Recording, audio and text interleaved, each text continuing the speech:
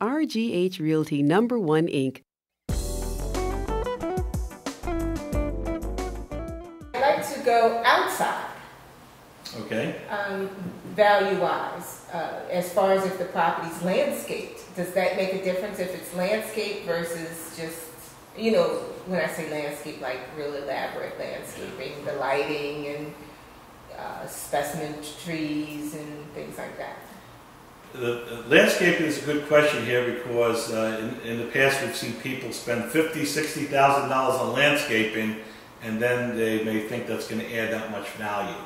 Again, it's what's typically in common for homes in that area. A lot of times the buyer will come in there, they'll see their trees. They may not necessarily say, well, gee, it's a nice maple tree versus a spruce, and so forth. It adds an overall appeal to the entire property. And many times that could be one of the factors that may make or break a deal.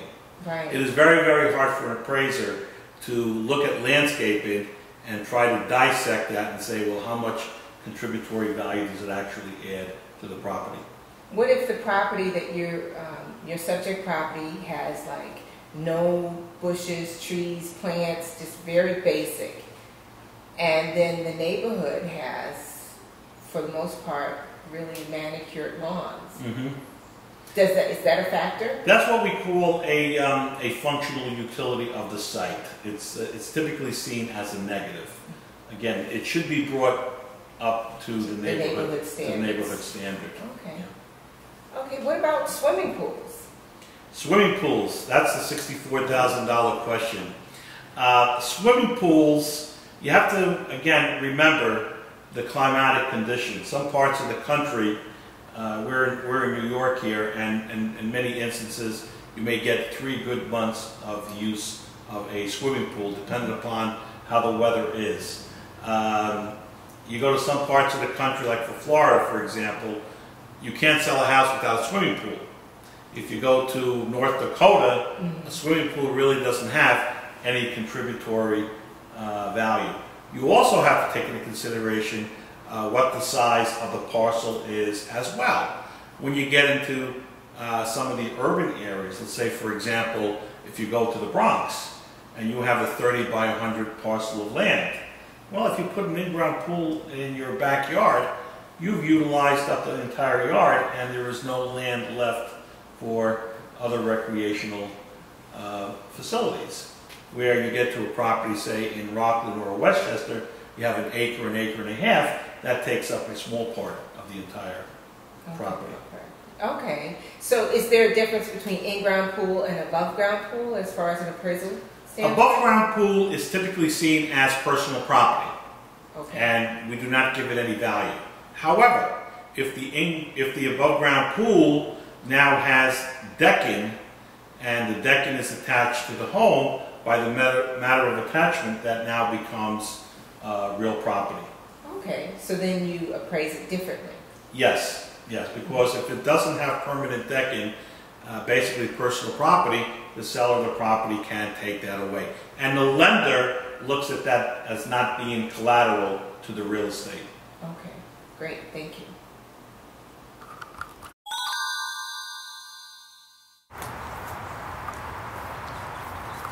Robin, when we get to the outside of the property, we start looking at the appeal of the site. Like for example here, this property is located at the end of a cul-de-sac, a turnaround, which is locationally great because there is no through traffic on this street.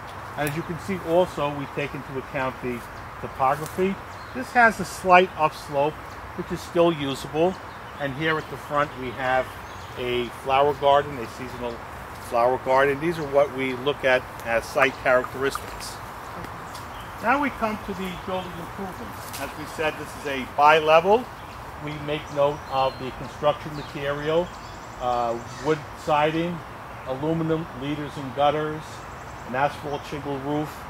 And as we said earlier, this lower level here is below grade. So this is not counted as part of the gross living area. It has value as a finished basement. So we'll have the 6 rooms, 3 bedrooms, 2 baths upstairs as the gross living area. and the remainder is basically seen as an amenity, finished rooms, and on the other side of the house we have the 2-car built-in garage. Okay. Hey, Robin, now at the rear of the house here, what we note here is a central air conditioning unit and also a deck, and this is right off of the dining room. And again, the deck has to be proportionally placed because if you're entertaining from the dining room kitchen, you don't want to go too far away. And as you can see here, this property offers some privacy here. You have trees that are buffering the rear property line, and I know there is some road noise down there, but as you can see, the foliage here basically blocks it. Okay, great. RGH Realty #1 Inc.